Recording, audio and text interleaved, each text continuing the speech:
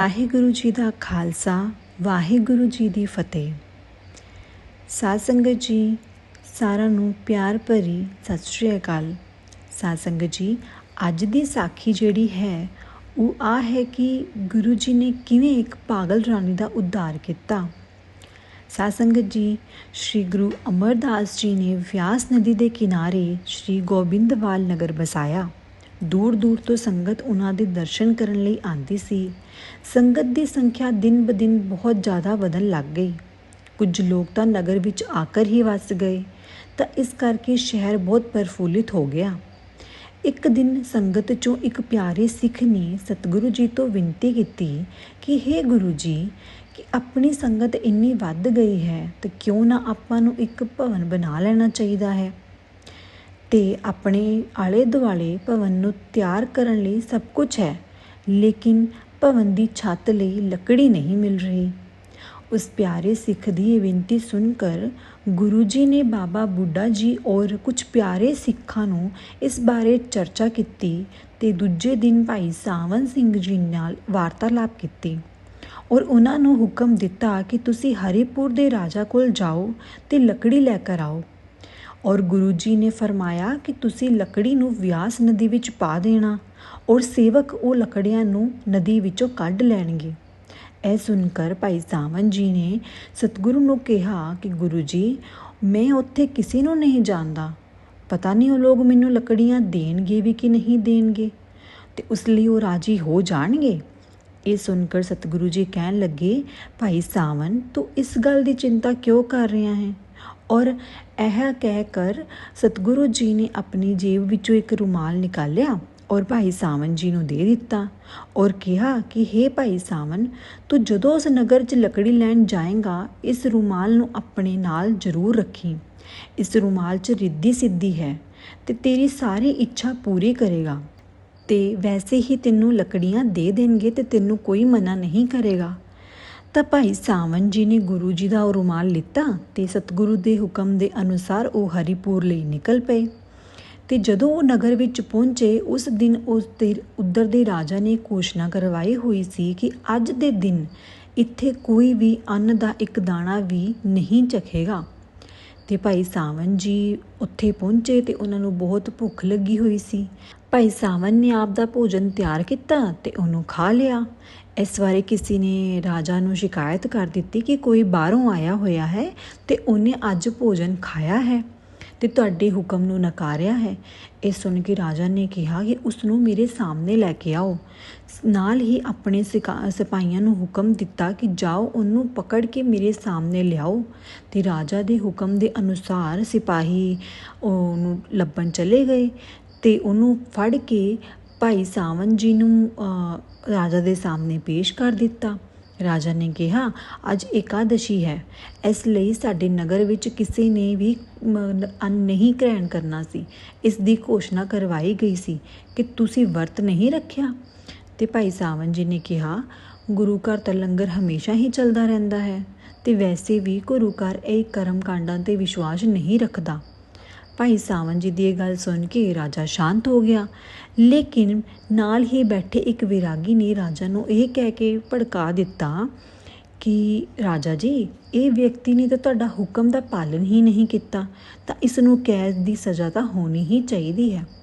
ਇਹ ਸੁਣ ਕਰ ਰਾਜਾ ਉਸ ਵਿਰਾਗੀ ਦੀ ਗੱਲਾਂ 'ਚ ਆ ਗਿਆ ਅਤੇ ਉਸਨੇ ਉਹਨੂੰ ਕੈਦ 'ਚ ਪਾਉਣ ਦਾ ਹੁਕਮ ਦੇ ਦਿੱਤਾ। ਦੂਸਰੇ ਹੀ ਦਿਨ ਰਾਜਾ ਦੇ ਮੁੰਡੇ ਦੀ ਮ੍ਰਿਤਿੂ ਹੋ ਗਈ ਅਤੇ ਚਾਰੇ ਪਾਸੇ ਮਹਿਲ 'ਚ ਮਾਯੂਸੀ ਛਾ ਗਈ।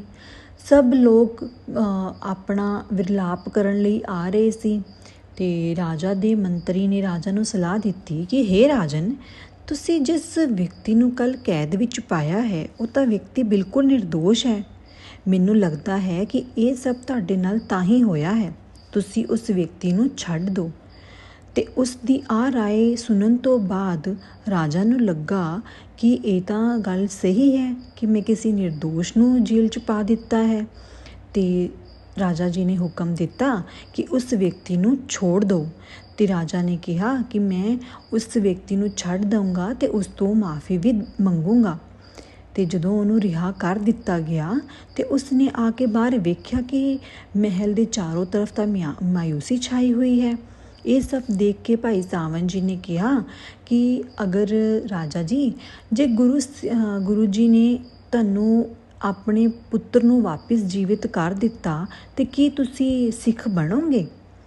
ਤੇ ਰਾਜਾ ਜੀ ਨੇ ਇਹ ਗੱਲ ਸੁਣ ਕੇ ਕਿਹਾ, ਜੇ ਤੇਰੇ ਗੁਰੂ ਜੀ ਨੇ ਮੇਰੇ ਮੁੰਡੇ ਨੂੰ ਜਿੰਦਾ ਕਰ ਦਿੱਤਾ ਤਾਂ ਮੈਂ ਔਰ ਮੇਰਾ ਪਰਿਵਾਰ ਗੁਰੂ ਜੀ ਦਾ ਸਿੱਖ ਬਣ ਜਾਣਗੇ।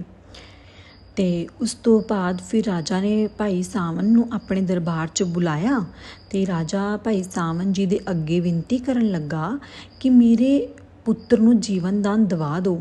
ਤੇ ਇਹ ਗੱਲ ਸੁਣ ਕੇ ਭਾਈ ਸਾਵਨ ਨੇ ਰਾਜਾ ਨੂੰ ਕਿਹਾ, ਪਹਿਲੇ ਤਾਂ ਤੁਸੀਂ ਰੋਣਾ ਬੰਦ ਕਰੋ ਔਰ ਵਾਹਿਗੁਰੂ ਜੀ ਦਾ ਸਿਮਰਨ ਕਰੋ। ਤਾਂ ਆ ਸੁਣ ਕਰ ਉਹ ਰੋਣਾ ਬੰਦ ਕਰ ਦਿੰਦੇ ਨੇ ਤੇ ਉਹ ਵਾਹਿਗੁਰੂ ਜੀ ਦਾ ਸਿਮਰਨ ਕਰਨ ਲੱਗੇ ਔਰ ਭਾਈ ਸਾਵਨ ਜੀ ਉਹਨਾਂ ਦੇ ਨਾਲ ਵਾਹਿਗੁਰੂ ਜੀ ਦਾ ਸਿਮਰਨ ਕਰਨ ਲੱਗੇ। ਤਦ ਭਾਈ ਸਾਵਨ ਜੀ ਨੇ ਆਪਣੀ ਜੇਬ 'ਚੋਂ ਰੁਮਾਲ ਨਿਕਾਲਿਆ ਔਰ ਰੁਮਾਲ ਨੂੰ ਪਾਣੀ 'ਚ ਪਾ ਦਿੱਤਾ। ਫਿਰ ਉਸ ਰੁਮਾਲ ਨੂੰ ਰਾਜਾ ਦੇ ਮੁੰਡੇ ਦੇ ਮੂੰਹ 'ਤੇ ਨਿਚੋੜ ਦਿੱਤਾ। ਤੇ ਜਿਵੇਂ ਹੀ ਭਾਈ ਸਾਵਨ ਨੇ ਰੁਮਾਲ ਨਿਚੋੜਿਆ ਤਾਂ ਉਹਦਾ ਮੁੰਡਾ ਆਪਣੀ ਅੱਖਾਂ ਖੋਲ੍ਹ ਕੇ ਖੜਾ ਹੋ ਗਿਆ ਤੇ ਉੱਠ ਕੇ ਬੈਠ ਗਿਆ। ਤੇ ਇਹ ਦੇਖ ਕਰ ਰਾਜਾ ਔਰ ਉਹਦੀ ਪਤਨੀ ਭਾਈ ਸਾਵਨ ਜੀ ਦੇ ਚਰਨਾਂ 'ਚ ਪੈ ਗਈ। ਉਹ ਵਾਹਿਗੁਰੂ ਜੀ ਦੇ ਉਸ ਗੁਰੂ ਜੀ ਦੇ ਸਿੱਖ ਬਣ ਗਏ। ਤੇ ਕੁਝ ਦਿਨਾਂ ਬਾਅਦ ਰਾਜਾ ਨੇ ਭਾਈ ਸਾਵਨ ਨੂੰ ਆਪਣੇ ਕੋਲ ਬੁਲਾਇਆ ਤੇ ਉਸਨੇ ਕਿਹਾ ਕਿ ਤੇਰਾ ਇੱਥੇ ਆਉਣ ਦਾ ਕੀ ਕਾਰਨ ਸੀ? ਤਾਂ ਭਾਈ ਸਾਵਨ ਨੇ ਕਿਹਾ ਕਿ ਗੁਰੂ ਅਮਰਦਾਸ ਜੀ ਵਿਆਸ ਦੇ ਕੋਲ ਇੱਕ ਨਗਰ ਵਸਾਇਆ ਹੈ ਜਿੰਦਾ ਨਾਮ ਗੋਵਿੰਦਵਾਲ ਹੈ ਤੇ ਉਹ ਸਤਿਗੁਰੂ ਉੱਥੇ ਇੱਕ ਸੰਗਤ ਦੇ ਠਹਿਰਾਵ ਲਈ ਭਵਨ ਬਣਵਾਉਣਾ ਚਾਹੁੰਦੇ ਨੇ, ਜਿੰਦੇ ਕਰਕੇ ਸਾਡੇ ਕੋਲ ਲੱਕੜੀ ਨਹੀਂ ਹੈ ਤੇ ਸਾਨੂੰ ਲੱਕੜੀ ਚਾਹੀਦੀ ਹੈ। ਇਹ ਸੁਣकर ਰਾਜਾ ਨੇ ਤੁਰੰਤ ਆਪਣੇ ਸਿਪਾਹੀਆਂ ਨੂੰ ਹੁਕਮ ਦਿੱਤਾ ਕਿ ਆਪਣੇ ਪੇੜਾਂ ਨੂੰ ਕਢਵਾ ਕੇ ਵੱਡੀ ਵੱਡੀ ਲੱਕੜੀਆਂ ਦੇ ਗੱਠਲ ਬਣਾ ਕੇ ਨਦੀ ਵਿੱਚ ਬਹਾ ਦਿੱਤੇ ਜਾਣ। ਸਿਪਾਹੀਆਂ ਨੇ ਆਹੀ ਕੀਤਾ, ਪੇੜਾਂ ਨੂੰ ਕਟਵਾਉਣਾ ਸ਼ੁਰੂ ਕਰ ਦਿੱਤਾ ਤੇ ਲੱਕੜੀਆਂ ਦੇ ਵੱਡੇ ਵੱਡੇ ਗੱਠਲ ਵਿਆਸ ਨਦੀ ਵਿੱਚ ਬਹਾ ਦਿੱਤੇ। ਜਦੋਂ ਲੱਕੜੀਆਂ ਦੀ ਜ਼ਰੂਰਤ ਪੂਰੀ ਹੋ ਗਈ ਤਾਂ ਗੁਰੂ ਜੀ ਨੇ ਭਾਈ ਸਾਵਨ ਜੀ ਨੂੰ ਸੰਦੇਸ਼ ਭੇਜਿਆ ਕਿ ਹੁਣ ਲੱਕੜੀਆਂ ਦੀ ਜ਼ਰੂਰਤ ਪੂਰੀ ਹੋ ਗਈ ਹੈ, ਹੁਣ ਤੁਸੀਂ ਵਾਪਿਸ ਆ ਜਾਓ। ਸਤਿਗੁਰੂ ਦਾ ਇਹ ਸੰਦੇਸ਼ ਪੜ੍ਹ ਕੇ ਭਾਈ ਸਾਵਨ ਜੀ ਆ ਸੋਚਣ ਲੱਗ ਗਏ ਕਿ ਅਗਰ ਮੈਂ ਗੋਇੰਦਵਾਲ ਵਾਪਿਸ ਚਲਾ ਗਿਆ ਤਾਂ ਗੁਰੂ ਜੀ ਦਾ ਇਹ ਚਮਤਕਾਰੀ ਰੁਮਾਲ ਮੇਰੇ ਕੋਲੋਂ ਵਾਪਿਸ ਲੈ ਲੈਣਗੇ, ਫਿਰ ਮੇਰੇ ਕੋਲ ਤਾਂ ਕੋਈ ਸ਼ਕਤੀ ਹੀ ਨਹੀਂ ਰਹਿ ਜਾਊਗੀ, ਮੈਂ ਗੋਵਿੰਦਵਾਲ ਵਾਪਿਸ ਜਾਊਂਗਾ ਹੀ ਨਹੀਂ, ਆਹੀ ਅੱਛਾ ਹੈ ਮੇਰੇ ਲਈ। ਤੇ ਭਾਈ ਸਾਵਨ ਜੀ ਨੇ ਗੁਰੂ ਜੀ ਦੇ ਆਦੇਸ਼ ਦਾ ਪਾਲਨ ਨਹੀਂ ਕੀਤਾ ਤੇ ਉਹ ਗੋਵਿੰਦਵਾਲ ਵਾਪਿਸ ਨਹੀਂ ਗਏ। ਤਾਂ ਗੁਰੂ ਜੀ ਨੇ ਤੁਰੰਤ ਉਸ ਆਪਣੇ ਰੁਮਾਲ ਨੂੰ ਆਦੇਸ਼ ਦੇ ਦਿੱਤਾ ਕਿ ਗੋਇੰਦਵਾਲ ਵਾਪਿਸ ਆ ਜਾਏ ਤੇ ਉਹ ਰੁਮਾਲ ਉਸੇ ਸਮੇਂ ਸਤਿਗੁਰੂ ਜੀ ਦੇ ਸਾਹਮਣੇ ਪ੍ਰਗਟ ਹੋ ਗਿਆ। ਜਦ ਭਾਈ ਸਾਵਨ ਜੀ ਨੇ ਉਹਨੂੰ ਬਹੁਤ ਲੱਭਿਆ ਤਾਂ ਉਹ ਰੁਮਾਲ ਨਹੀਂ ਮਿਲਿਆ ਤੇ ਉਸ ਨੂੰ ਪਤਾ ਲੱਗਾ ਕਿ ਉਸ ਰੁਮਾਲ ਨੂੰ ਸਤਿਗੁਰੂ ਜੀ ਨੇ ਆਪਣੇ ਕੋਲ ਵਾਪਿਸ ਬੁਲਾ ਲਿੱਤਾ ਹੈ। ਹੁਣ ਭਾਈ ਸਾਵਨ ਜੀ ਬਹੁਤ ਪਛਤਾ ਰਹੇ ਸੀ ਕਿ ਹੁਣ ਮੈਂ ਗੁਰੂ ਜੀ ਤੋਂ ਕਿਵੇਂ ਮਾਫੀ ਮੰਗਾਂਗਾ। ਉਹਨਾਂ ਨੇ ਗੋਵਿੰਦਵਾਲ ਵਾਪਿਸ ਜਾਣ ਦਾ ਫੈਸਲਾ ਕੀਤਾ ਤੇ ਭਾਈ ਸਾਵਨ ਜੀ ਨੇ ਆਪਣਾ ਇਹ ਫੈਸਲਾ ਰਾਜਾ ਨੂੰ ਦੱਸਿਆ ਕਿ ਮੈਂ ਤਾਂ ਹੁਣ ਗੋਇੰਦਵਾਲ ਵਾਪਿਸ ਜਾ ਰਿਹਾ ਹਾਂ ਤੇ ਜੇ ਤੁਸੀਂ ਵੀ ਮੇਰੇ ਨਾਲ ਚੱਲਣਾ ਚਾਹੁੰਦੇ ਹੋ ਤੇ ਗੁਰੂ ਜੀ ਦੇ ਦਰਸ਼ਨ ਕਰਨਾ ਚਾਹੁੰਦੇ ਹੋ ਤੇ ਤੁਸੀਂ ਵੀ ਚੱਲੋ, ਤੁਹਾਡੀ ਵੀ ਸਾਰੀ ਮਨੋਕਾਮਨਾ ਜ਼ਰੂਰ ਪੂਰੀ ਕਰਨਗੇ। ਤੇ ਇਹ ਸੁਣ ਕੇ ਰਾਜਾ ਆਪਣੀ ਰਾਣੀਆਂ ਦੇ ਨਾਲ ਗੁਰੂ ਜੀ ਦੇ ਦਰਸ਼ਨ ਕਰਨ ਦਾ ਫੈਸਲਾ ਕਰ ਲੈਂਦੇ ਨੇ ਤੇ ਇਹ ਗੋਵਿੰਦਵਾਲ ਚਲੇ ਜਾਂਦੇ ਨੇ। ਤੇ ਭਾਈ ਸਾਵਨ ਜੀ ਨੇ ਸਭ ਤੋਂ ਪਹਿਲਾਂ ਜਾ ਕੇ ਗੁਰੂ ਜੀ ਦੇ ਅੱਗੇ ਮੱਥਾ ਟੇਕਿਆ ਤੇ ਸਤਿਗੁਰੂ ਨੂੰ ਦੱਸਿਆ ਕਿ ਹੇ ਗੁਰੂ ਜੀ, ਹਰੀਪੁਰ ਦੇ ਰਾਜਾ ਆਪਣੇ ਰਾਣੀਆਂ ਦੇ ਨਾਲ ਤੁਹਾਡੇ ਦਰਸ਼ਨ ਕਰਨ ਲਈ ਆਏ ਨੇ। ਤਾਂ ਗੁਰੂ ਜੀ ਨੇ ਕਿਹਾ, ਪਹਿਲੇ ਉਹਨਾਂ ਨੂੰ ਕਹੋ ਕਿ ਜਾ ਕਰ ਲੰਗਰ ਚਖਣ, ਲੰਗਰ ਗ੍ਰਹਿਣ ਕਰਨ ਤੋਂ ਬਾਅਦ ਮੇਰੇ ਕੋਲ ਆਉਣ। ਤੇ ਭਾਈ ਸਾਵਨ ਜੀ ਨੇ ਉਹਨਾਂ ਨੂੰ ਆਹੀ ਕਿਹਾ ਕਿ ਤੁਸੀਂ ਪਹਿਲੇ ਜਾ ਕੇ ਲੰਗਰ ਛਕੋ। ਤੇ ਗੁਰੂ ਜੀ ਨੇ ਉਹਨਾਂ ਨੂੰ ਕਿਹਾ ਸੀਗਾ ਕਿ ਉਹਨਾਂ ਨੂੰ ਕਹਿਓ ਕਿ ਮੇਰੇ ਕੋਲ ਸਾਦੇ ਕੱਪੜਿਆਂ ਵਿੱਚ ਆਉਣ, ਯਾਨੀ ਕਿ ਚਿੱਟੇ ਸਫੇਦ ਕੱਪੜੇ ਪਾ ਕੇ ਮੇਰੇ ਕੋਲ ਆਉਣ। ਤੇ ਸਤਿਗੁਰੂ ਦੇ ਹੁਕਮ ਨੂੰ ਪਾ ਕੇ ਰਾਜਾ ਸਫੇਦ ਕੱਪੜਿਆਂ ਦੇ ਵਿੱਚ ਆਪਣੀ ਰਾਣੀਆਂ ਦੇ ਨਾਲ ਸਤਿਗੁਰੂ ਦੇ ਦਰਸ਼ਨ ਕਰਨ ਲਈ ਚੱਲ ਪਿਆ। ਤੇ ਜਦੋਂ ਸਫੇਦ ਕੱਪੜੇ 'ਚ ਸੀਗੇ ਤਾਂ ਸਤਿਗੁਰੂ ਦੇ ਨਾਲ ਬੈਠੇ ਕੁਝ ਸ਼ਿਕਸ਼ਕਾਂ ਨੂੰ ਦੇਖ ਕੇ ਰਾਜਾ ਦੀ ਇੱਕ ਰਾਣੀ ਨੇ ਘੁੰਗਟ ਨੀਚੇ ਕਰ ਲਿਆ।